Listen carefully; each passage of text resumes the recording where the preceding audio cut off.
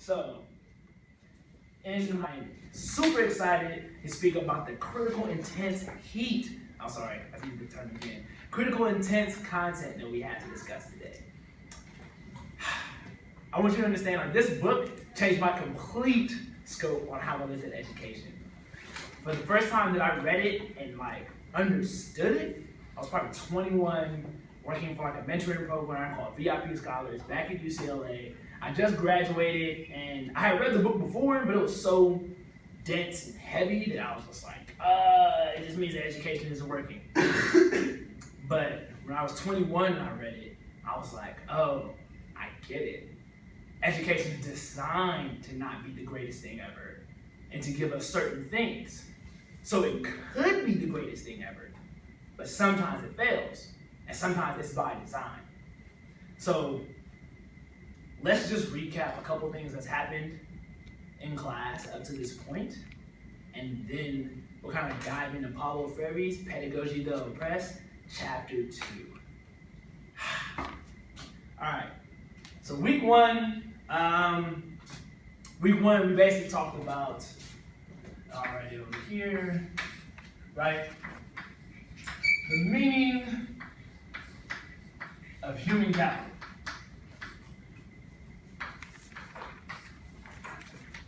What is human capital? The actual people who are involved in some sort of like something like a company, organization, or like how there's capital, like monetary, but the people that are involved in what they do. Yes, but more. So specifically, what does a human have that gives them capital? It's fine. One of those two C's will work. Carrie Ann, correct. Okay. The people that are in an organization give that organization work, and so they are. Don't block that. It is so screw over limited. I'm sorry, Carrie. They give the organization work. They give the organization worth. Right? Human capital give organization worth. They are the people within a company or an organization that add value to it. Tell me your name again? Mike. Mike. It's the knowledge and skills that people contribute to the company. Specifically, that's what I wanted. So that's where the value comes from the human beings in this space. It is from their knowledge, their passions, their talents, their skills, right? That's what they're able to contribute to a company, to an organization. Amazing. So last week, we talked about an environment. Oh, that's ugly. Environment to succeed. What type of environment do we need to be in to succeed? I want everyone to say one thing. You cannot repeat what has already been said. I'm going to start with you. And it can be a place or like an attribute of a place. That makes sense? Kind of like what we were talking about over here. If you remember this stuff? Okay. Intense environment to succeed. Familiar environment to succeed. Positive environment to succeed. Open-minded environment to succeed. A nurturing environment to succeed. A diverse environment to succeed. An accepting environment to succeed. Stress-free. A stress-free environment to succeed. Familiar. We had that. Threw me off. I was going to say divorce.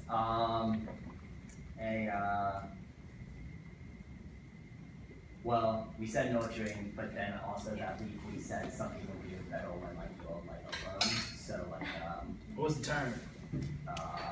Independent. An independent environment to succeed. Structure. A structured environment to succeed. A creative environment to succeed.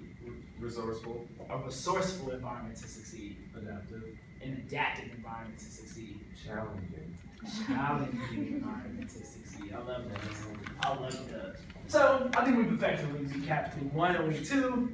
Now I want to talk about the goals of week 3, which will focus on the problem posed education, right? So in order to do so, I will read some quotes that I found incredibly valuable from chapter 2 of Apollo Fairies, and then after that, I'll pretty much be focused on what you all got from it. So,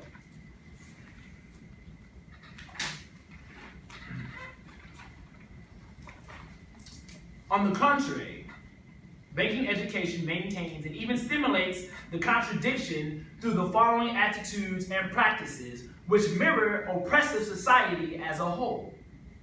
The teacher teaches, the students are taught. The teacher knows everything, the students know nothing. The teacher thinks, and the students are thought about. The teacher talks, and the students listen meekly. The teacher disciplines, and the students are disciplined.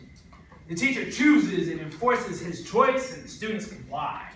The teacher acts, and the students have the illusion of acting through the action of the teacher. The teacher chooses the program content, and the students, who are not consulted, adapt to it. The teacher confuses the authority of knowledge with his or her own professional authority, which she and he sets in opposition to the freedom of the students. Thank you for joining us, Lena. The teacher is the subject of the learning process, while the pupils are mere objects. Disrespect. Solidarity requires true communication, and the concept by which such an educator is guided fears and prescribes communication. While life is characterized by growth in a structured, functional manner, the necrophilious person loves all that does not grow, all that is mechanical. The necrophilious person is driven by the desire to transform the organic into the inorganic, to approach life mechanically, as if all living persons were things. Memory rather than experience. Having rather than being is what counts. The necrophilious person can relate to an object, a flower, or a person, only if he possesses it. Hence, a threat to his possession is a threat to himself. If he loses possession, he loses contact with the world. He loves control, and in the act of controlling, he kills life.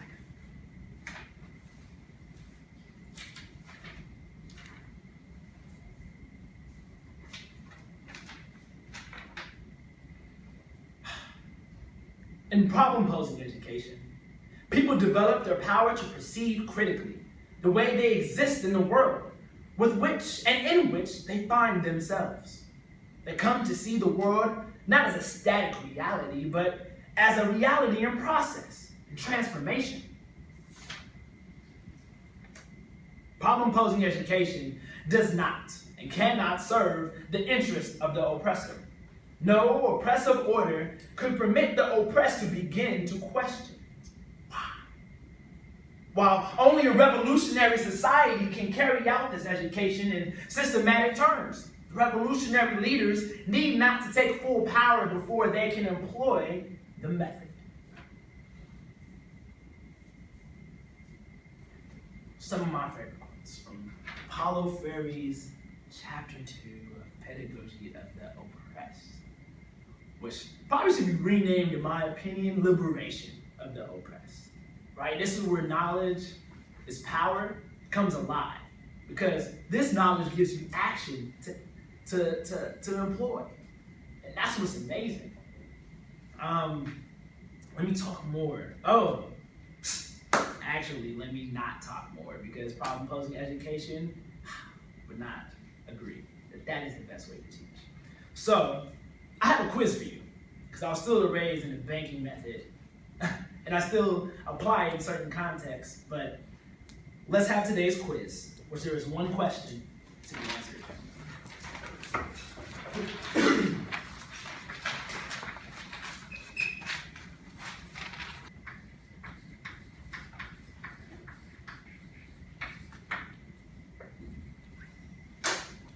How has the banking method of teaching been imposed upon you outside of the classroom? When I say you, I mean you as an individual. So through this reflective activity, you will probably have different answers.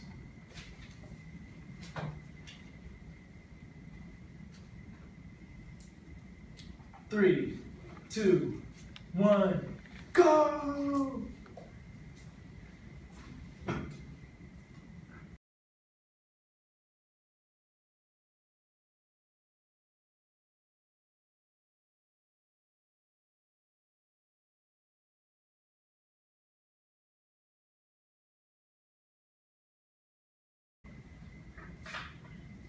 All right, that is time. You have vision books, so you can always go back and write more later. Can I have your notebook? Yes, you can. Thank you. Wow, look at handwriting. For everybody else who just passed their book down one. That'd be amazing.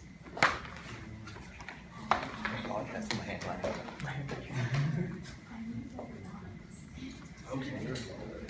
Take the next 2 minutes to read what is in front of you.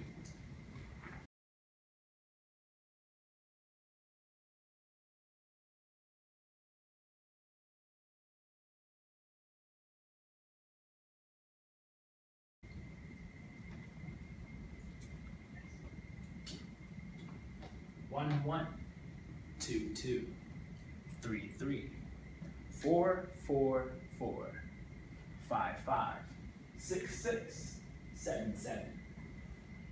So take the next 2 minutes to just discuss what you wrote and what you read with your like numbers.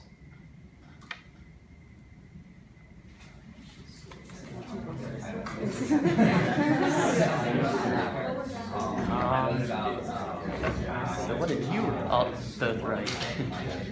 I wrote about, like, so like when I was little, I was really creative, but like recently I was playing with these things and I realized like that I lost that I was just listening to shit like society tells us to behave certain ways.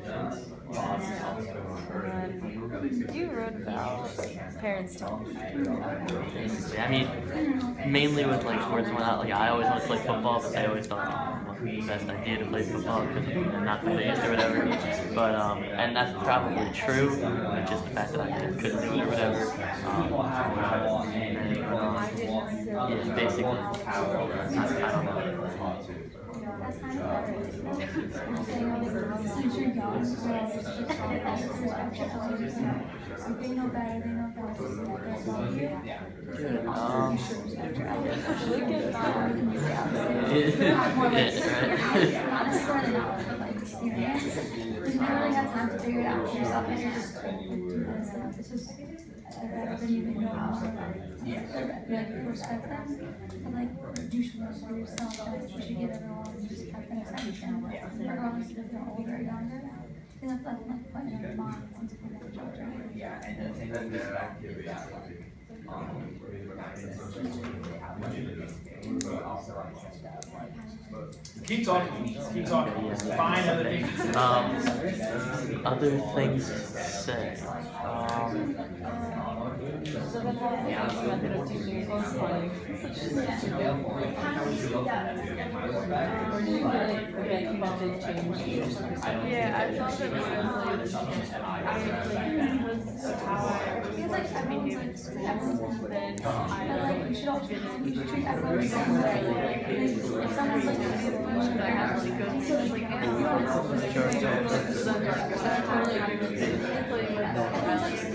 didn't really have the same like everyone should return that respect. yeah, and then full learning stop working together on full goals instead of working together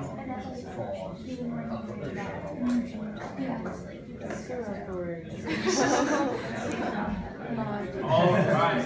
All right. All right. I love the conversation. I love the discussion. I feel like I don't know what was said. I'll just be honest. I don't know what was said, and I think that was the coolest part. But like body language is so much, and so everyone seemed like they had something good to talk about. And then even when I said keep talking, it was like instant. Like there was, I felt like there was like not even an awkward moment of well, I guess you could say this, right? So It's about the nodding of the heads. Have you seen the ways in which you've been banked, maybe in society? Yes, yes, yes, yes. Now, just thinking critically, can you think of ways that you've maybe been problem posed in society?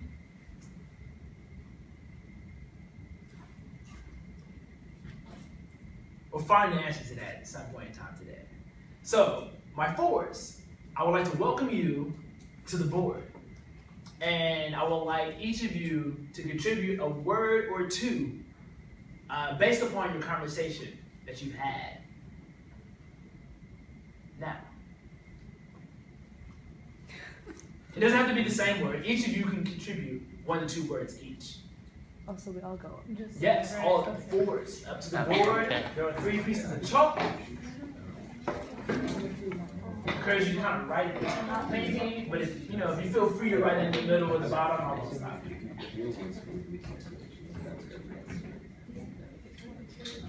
1 to 2 words. If you feel like you gotta go to 3, then you go to 3. But just mind you, everyone else will write something too, so we need some space.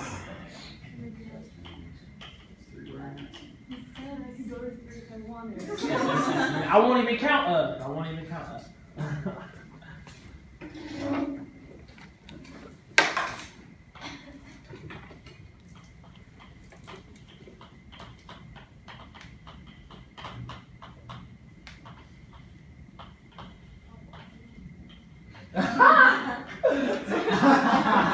I didn't think about images. 3s, what do you have? Wait, 3s. Here you go, sorry.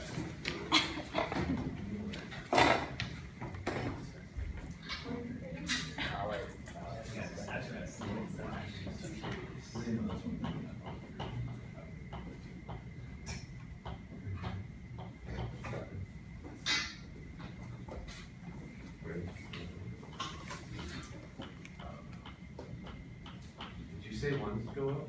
No, I didn't. You're better than me. I was gonna let him write it and then ask him to erase it the minute he finished. 5s, what do you have? Give us some thoughts. I'm so excited to contribute. I can't even be mad. We had such a great conversation.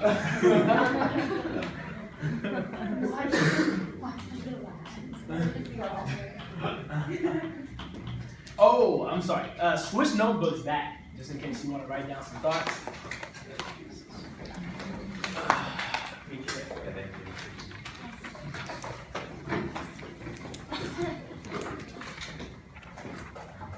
Don't repeat. Don't repeat.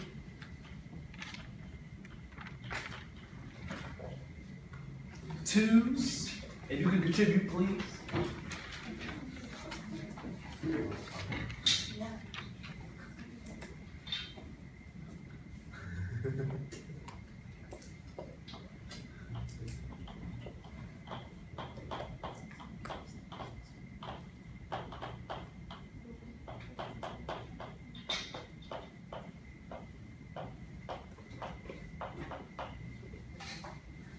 Sixes. What are you thinking?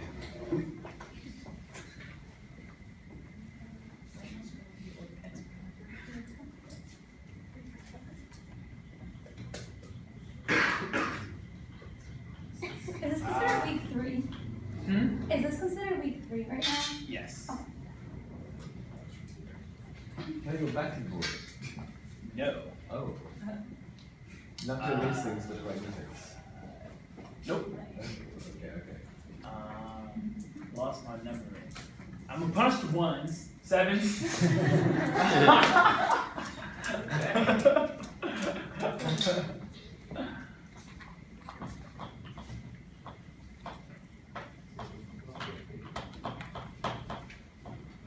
Okay.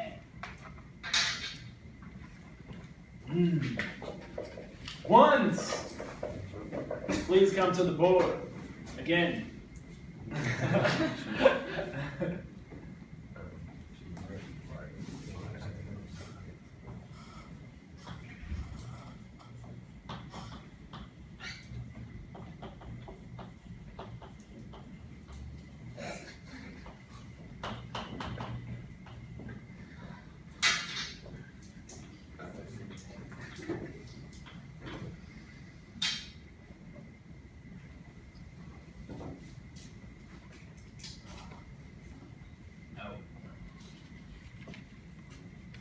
rules for behavior, lack of creativity, social norms. Authority sucks. Heart. Respect is earned. Respect elders. Belief. Expectations. Discovery. Pop culture. Shout out to the person that stands alone. Oppressive parents. Authoritative parents. Social groups. No questions. Required information. Jeopardy. Wow. Does this mean anything? If I draw lines?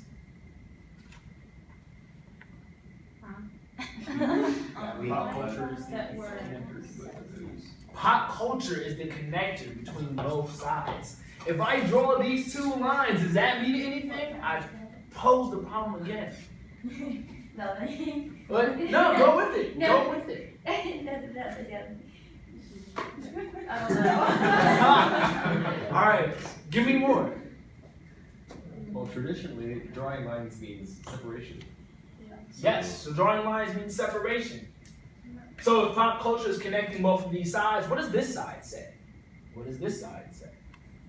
I disagree. I don't think, if you want to think about how we're closing, I don't think that just by putting a line, we automatically think it's separating, but if you want to think in a new way, like, you should just think of it as everything. You shouldn't think of a line as separation. You just think of it as a line. Just there. Okay, so a line is just there. So you're saying the line means nothing. Yeah. It's a distraction from looking at the aggregate information. Exactly. And also, this is random, so I don't really think how you can operate it based on just putting things in different places. Okay, I love it. I think we could probably overanalyze it until we find like a difference between the two sides. But like the left side was full, so we're on the right. All right. The left side was full, so we wrote on the right. Why do you think most people wrote on the left side? We write from left to right. Right. Okay. You know, if we were writing Arabic or in the Middle East, we would write right to left. Right. Geographic schematic. More thoughts? Yes. I wrote big because there was room. Okay, I want you to focus on the words, the meaning of the words, and see if you find any similarities between the words, whether they are in section 1, section 2, or section 3, left, right, middle.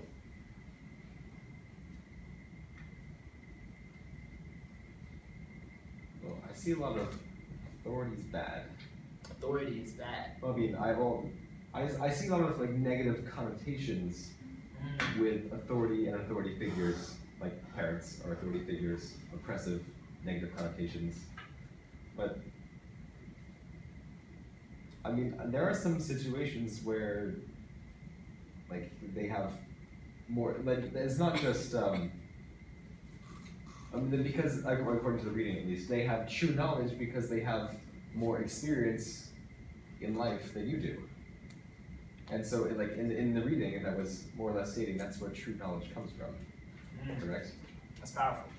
I mean, I don't think that knowledge. I mean, like, I guess you could say that. I don't think you can say they're more knowledgeable just because they're like older than me. Even if they have more experiences than me, that doesn't make them more knowledgeable. I'm not saying every teacher. I'm more knowledgeable than teachers. Most of my teachers throughout my life have been more knowledgeable than me, but definitely not all. And on top of that, it's not so much about the knowledge they have and therefore they're in charge. It's the fact that they are in charge simply because they've been like around longer. And I think the point of the article was more that just because they have some sort of knowledge, it doesn't necessarily mean that they need to be in charge of you and they need to be like, here's this, you don't know this, you need this. They should work with you and you should be able to ask questions, like no questions is limited on that board. Like you should be able to ask questions about the water with you. And I think it kind of, as far as authority figures go, I mean, he's right, you're going to need authority figures in life. Like things wouldn't run if there wasn't leadership. Like, it's required. But I think the point of the article wasn't so much that, oh, these people need to be in charge because they're older. It's that they need to work with you, not I'm better than you, and I'm going to give you this knowledge because you're stupid and you don't know it. So when it comes to the authority of I'm gonna simplify it, say teacher, right? Because that was the example, Yeah. right? That the teacher and authority needs to recognize their ability to continue their learning and continue their experience while also teaching the experience of the knowledge they do have. Exactly. So we want 1, 2, 3, 4. Yes. So that's the order to speak.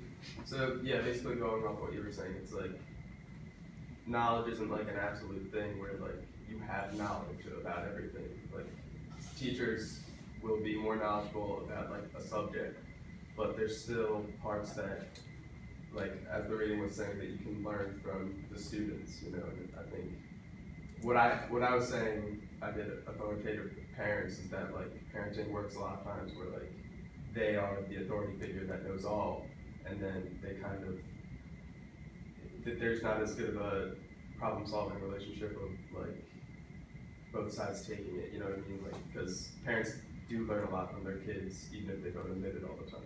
Right.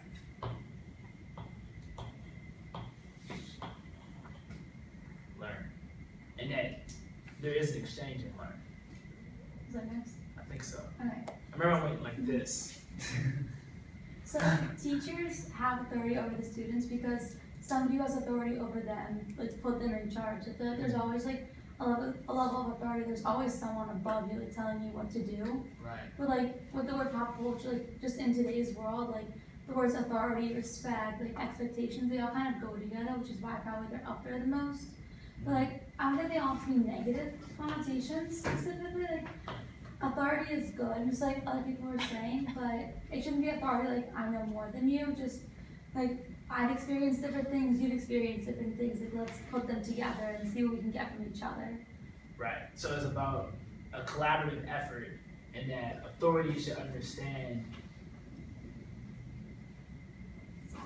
and value what other people understand. Like Nice. everyone brings something different to the table almost. Like you bring something to us and we bring something to you. Like we don't know the same thing, so you're gonna like work together to like get somewhere, whether it's in school or in a workplace, kind of like that. Right. That we have to come together. Yeah, absolutely. I agree. Powerful. Specifically about like oppressive parents, one of like the issues is that when they're considered an authority figure, they expect you to listen to the knowledge that they have without question. So like having the same belief system, always fulfilling their expectations, and I think that there needs to be like a level of understanding that even if they may in some cases have more knowledge than you, that you're still allowed to like question them, and then that just because they may know more in certain cases, that doesn't make them like the be all end all of the question. That doesn't mean that you're not allowed to think differently. Right. And authority shouldn't. So you kind of say that authority shouldn't take threat or offense to questions, right? Because questioning them isn't necessarily saying I completely disagree, but it's often sometimes just looking for more information. And sometimes it is I completely disagree. Is that what you're saying? Yeah, like they can't just blindly expect you to listen to them. Right, not blindly listening, right? Respecting, I guess, the power, the free will of your own mind, right? I mean, now I have a couple things to say, because I feel like people can definitely have me blindly listen to them, but it's up to me to sort through what they're saying, more or less, and decide like what I'm going to like take to heart in each case or something. Right. So, interesting enough, I had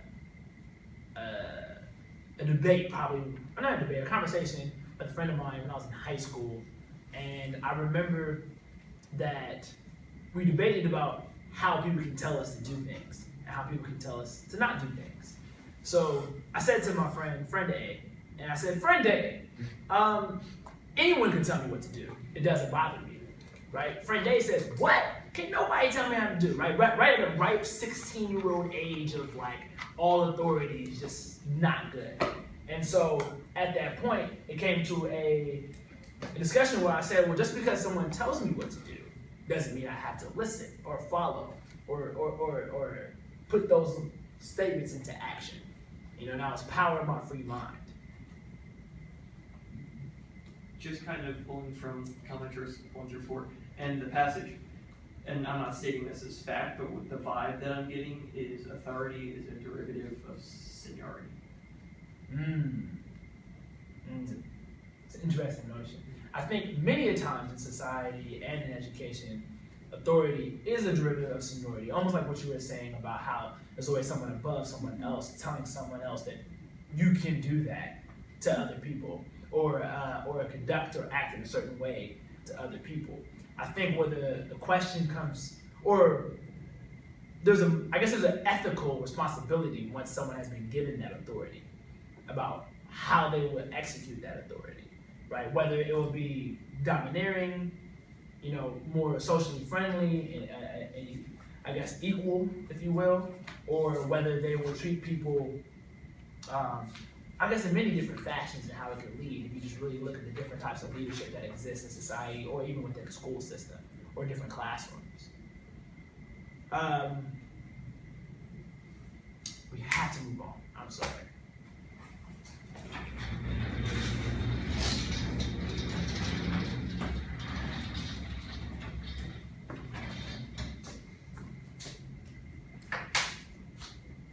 Okay, so I wanted more time for this, but we're going to just try and do the best we can.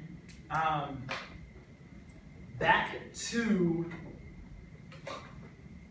your like numbers, I want you to now discuss and write down in your notebooks, because you should have your own vision books. I want you to discuss how to create a problem-posed education in a banking environment. So discuss how you discuss how to create a problem-posed education in a banking environment. Discuss how to create a problem-posed education in a banking environment, based upon the fact that we just discussed that in society, specifically within teachers and authority figures, there is a huge abundance of banking, be it parents, teachers, or other social authority figures. How can we make that into a problem-posed education? Okay, so what I think really is that both ways it always starts with the students. As in, the students Was it discuss how to propose a problem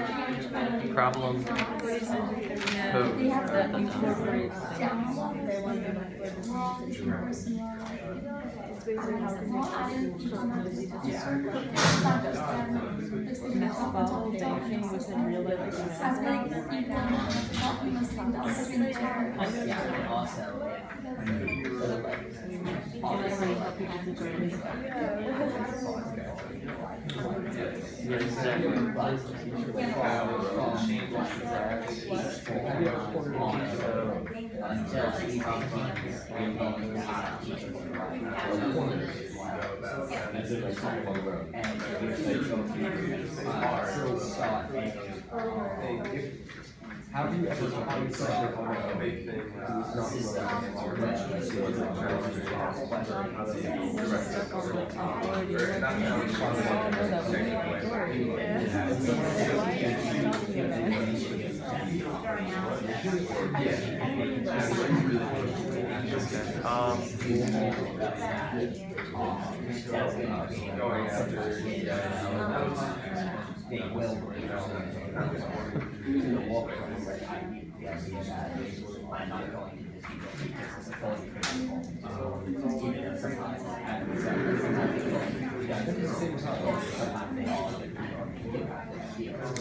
So basically, we came to the conclusion that like they're not limiting creativity as much, but like how could that will put into effect with regard to the question. Not Full authority, but like the authority can set guidelines. They don't have to be like very strict guidelines you have to follow.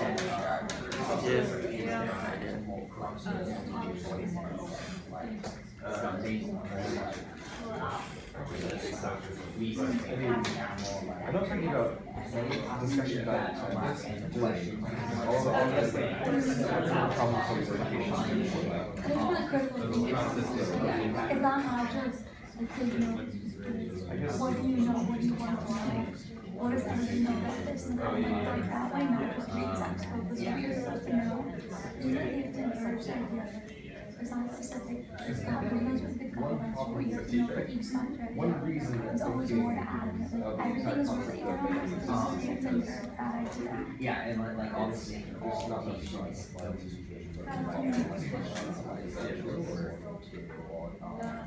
Or they feel that they can't ask questions. Yeah, that's but right. at the same time, at least like especially in higher education, like if I did like in fact of course about this, the country will be ask questions about also like topics that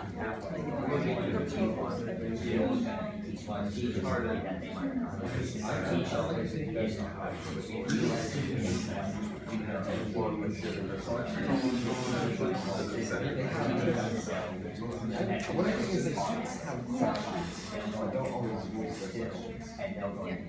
So you're interested in how you want to make railways to like match that. So I guess like for what those are doing is they make students not all of the guidelines of like school, like colleges and like especially like high school, like student sides, that. I feel like they just have to somehow incorporate the curriculum into more than just come and sit down and do this. It should be more like experiential learning, I think.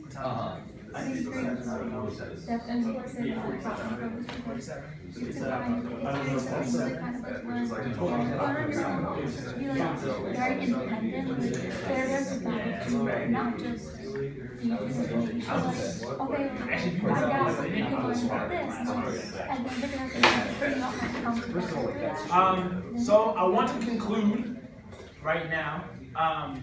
I know discussions are still going on, but next week is actually a reflective week in which many of these same type of questions about how to create a problem-posed education within a banking environment, we will be able to continue. So I want to leave you with a Langston Hughes poem that speaks about being marginalized and how he dedicated himself to no longer be marginalized, in which a banking method, I think often the time, you're kind of like having your mindset marginalized. So make sure that you just let this poem sit in your mind. And in addition to that, also bring back these same readings next week because we'll probably still be making more references. So Langston Hughes wrote, I too sing America. I am the darker brother. They send me to eat in the kitchen when company comes, but I laugh. I eat well and I grow strong. Tomorrow I will sit at the table when company comes and nobody will dare say eat in the kitchen then. Besides, they'll see how beautiful I am and be ashamed, for I too sing America. Langston Hughes, 1925. Class dismissed.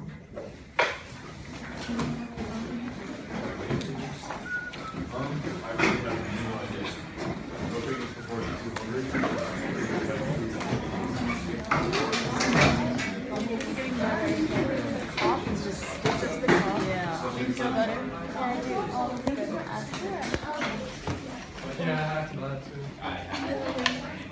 Sorry, I need to get playing there. No, you're all good. Oh, can y'all help me put the seats back in order? By chance, I know. If you don't have to rush to another class.